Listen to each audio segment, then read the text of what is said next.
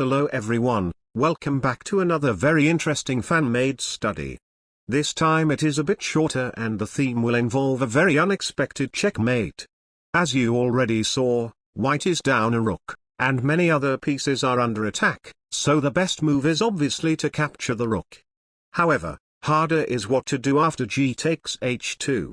The knight on d1 is capturable, and it seems totally winning until you try to find a clear one after black plays king g7.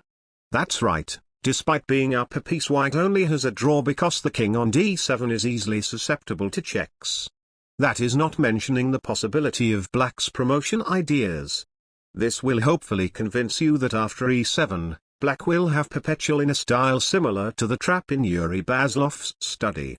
There is the cunning bishop to d8, helping the king escape perpetual, but black can capture f5, use the h-pawn as a decoy to win the e-pawn to gain a miraculous theoretical draw. There doesn't seem much to do as all other moves let black check continuously. But this illusion completely falls apart when you start looking at forcing moves. None of the checks are good, so what about a threat, one that attacks the enemy queen? There still doesn't seem to be one except in one corner, and that will in fact be our move. With the brilliant queen takes h2, black has just lost an asset much more valuable compared to the knight.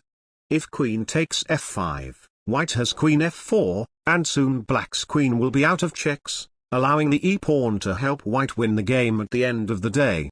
Since other checks are just worse, black must accept the queen sacrifice, and after e7, our goal is accomplished. Black has no more checks and can't let white promote. So the queen must sacrifice herself back for the e-pawn on e8. With a clear path for the f5 pawn and black's knight on d1, everything seems easy, but black has a trick that may just save the position.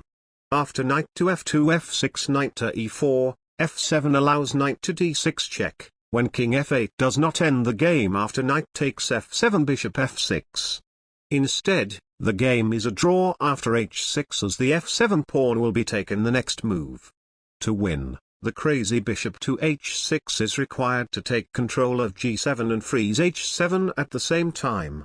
After knight takes f6 check, king to f7 to prevent any additional checks, knight to e8 or h5 is forced, when king to f8 again leaves the knight with no checks and a zugzwang to boot, leading to bishop g7 checkmate on the next move. But there is also a save for black if this had occurred in an online match, and that would be to let your time run out after king to f7. If you want to see more brilliant chess studies like this, be sure to like and subscribe for more, and I will see you all in my next video. Goodbye.